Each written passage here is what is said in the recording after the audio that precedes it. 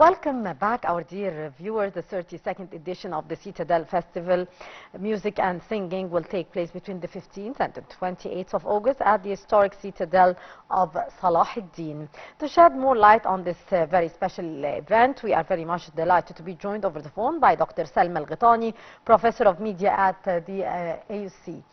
Good morning, Doctor. Good morning. Doctor, what will the festival offer in its 32nd edition? Yes, so this highly awaited festival that takes place every year under the auspices, of course, of the Cairo Opera House and the Ministry of Culture, and this year again with the Ministry of Tourism. It's going to start off by recognizing around 11 key personalities and figures in the artistic scene in Egypt and the Arab world, including several big names. And then it's going to have around, over the course of 2 weeks, as you said, around 30 or 31 different concerts and music activities. Yeah. On the Mahdi Theater. It's going to have things for children, with just the chorus music performances, as well as singing, of course, with different bands and all that. Actually, this year, the festival is expected to witness concerts by the so-called underground bands. Is this the first time, and what is the impact of this on the festival? It has been featuring a lot of different genres of music every year. It's not just like classical music or old music. It's always had even 90s music and big names. This year is going to have Hisham Abbas, for instance, a big name from the 90s era. Last year it had Khalid Ageg. It's always having featuring younger generation music as well, and this year having different bands and singers who are catered to the younger audiences is going to attract these younger audiences to the festival and to attend it and to be part of it and to be excited about it. So it's going to attract this whole very big segment of the Egyptian and Arab population of the younger generation. Yeah. What is the impact of such festivals on the cultural movements in Egypt? Well, such festivals are very much highly needed. So Egypt hosts these concerts all year round. This festival offers this opportunity that people attend things for free. They get to see different genres. They get to see different performances from the Arab region and internationally as well. So they get to stir the movement, the cultural movement, enrich the cultural life in Egypt, always make people think about art and the music and the instruments, which is something that we very much need. What is the impact of such festivals on the cultural movement in Egypt, and to what extent hosting such events on historical sites is actually promoting also for Egypt as a country and the tourism in Egypt? Yes, so Egypt has always been at the forefront of these events. It's always been pioneering and leading Arab nations in these kinds of artistic and creative endeavors and music and singing and arts and everything that has to do with the creativity. So something like that to be sustained for 32 years, bringing these very big names together, having this 2-week kind of focused, intensive performances of different genres. And all this, of course, will always have like a staple for Egypt, that it's always at the forefront of such activities. The Citadel Festival is a meeting place for all types of singing and different bands as well. What is the benefit of this on the singing culture in Egypt, Doctor? Yes, so it's as I said, it's enriching. It makes it diverse and versatile. It introduces the newcomers to the scene.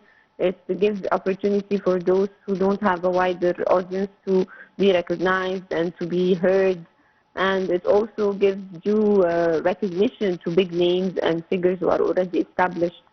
So I think it helps on both ends, honestly. Yes. Among the festival's activities this year is A Night in Love with a Rose by the Arab Music Ensemble. What are the implications of such events? Yes, so it's the Warda, the singer, the very well established singer from the old days. They're going to have like a concert in love of her music and her songs that have been memorized by millions all around the Arab world. So of course, again, this brings the nostalgic part of everyone attending the concerts and the festival functions. It makes them want to get in touch with their old habits of listening to Warda every day and all that. So it's very nostalgic and, of course, very enriching. Yes. To what extent you do believe that all these activities and all the events which are taking place, as I've mentioned, in the historical sites like even the Grand Egyptian Museum, the Giza Plateau, the Citadel, are actually reflecting the history in Egypt in parallel with its cultural activities, and what's here the benefit from such events, and to what extent here we are conveying a message to the whole world about our culture and our history?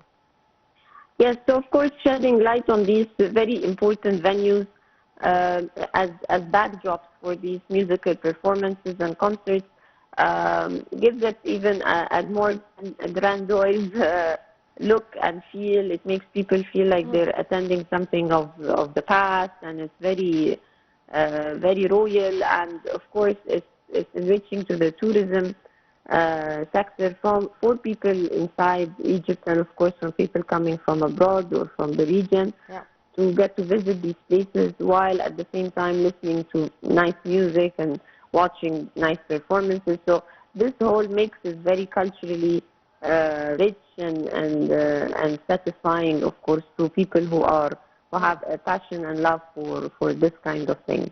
Yes, indeed. Doctor, as well, we have to mention here that Egypt is always the beacon of culture and activities and art and drama. As a professor of mass comm, how do you see the role here Egypt is playing on these domains? Yes, so again, Egypt, as I said, has always been leading in these kinds of endeavors. Yeah.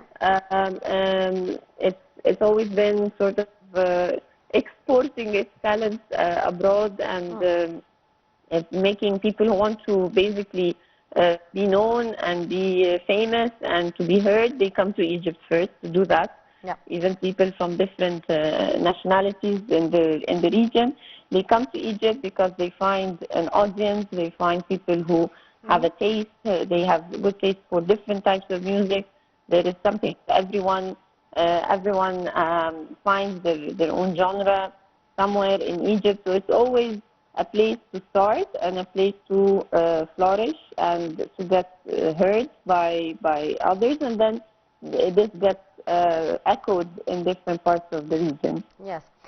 Back to the 32nd edition of the festival in the Citadel, what do you expect to witness differently in this edition of the festival, Doctor? Well, as I said, I think I expect more contribution from younger generations, and basically people now have a better or a bigger appetite for concerts, dressing up and going to a concert or going to listen to my favorite artist or singer. So I think this will give this intensive dose of 2 weeks of these performances. So it's going to make people, especially that it's summertime, so people have the time to go and attend more than one function and more than one event. So I think it's going to be a successful festival as always. Indeed, Doctor, do you believe that we should be hosting more events and more activities on the cultural level in Egypt? Yes, definitely. There's no number that's too much of these kinds of events. Yes. We're a big population. We have different tastes. We have visitors from all around the world and from all around the Arab region. So the more we have of such festivals and festivities, the better it is for our tourism sector, for our artistic even competition, the honest, positive competition. There's also going on the Alamein Festival. That's huge success. It's been doing great over the past time and this year as well. So it's bringing people together with the lovely weather of the North Coast and the lovely beaches there. So there is always this mix of either the art with the beach or the art with the monuments and the history and the pharaonic heritage. So there's always something that's going to be a different experience than anywhere else. Yes. Since you have mentioned the activities of El Alamein and the festival taking place there, how do you see this movement in this place since last year, and indeed the activities taking place with these concerts, these activities on the different levels as well taking place in Al Alamein? To what extent this would contribute in attracting more tourists, especially to El Alamein, and maybe not only during the summer season, maybe it would extend a few months after July and August? Yes, so the Alamein Festival has been, again, introducing other things other than the art. Yep. There was like a dog fashion show. There was these car performances and racing. Yeah. All different functions, basically for everyone in the family. For people, holiday goers, they can enjoy different events. It's not just singing. There's been the theater performances. So it's been quite diverse and versatile in bringing all different activities together. Yeah. And of course, this is a huge success. Indeed. Doctor, finally, what's your dream here for the cultural life in Egypt? What more should be done? Should we do more activities maybe in the winter season in Luxor and Aswan, and using these beautiful historical and pharaonic places to host events? How do you see the intention to promote for these places as well in the winter season, as the case in El Alamein? So despite the heat, despite the cold winter we have been witnessing for some time, still Egypt's weather is relatively very good all year round compared to other places. It's not extremely cold to the extent that you can go out, or extremely hot to the extent that you can go out. So we need to make use of that and capitalize on it by hosting these events all year round. As you said, we have a lot of amazing places that are culturally rich, and even not just ancient Egyptian heritage, even the Islamic heritage, the Christian heritage. We have a different taste for different cultural history that we have. So if we have different thematic festivals and concerts all year round, we'll definitely have an audience for every one of them. Indeed. Dr. Salma Ghitani, Professor of Media at the American University, thank you so much for your precious input. It was a pleasure. Our dear viewers, now we'll go to a short break, and after that we'll be back to continue our segments in the breakfast show, so stay tuned.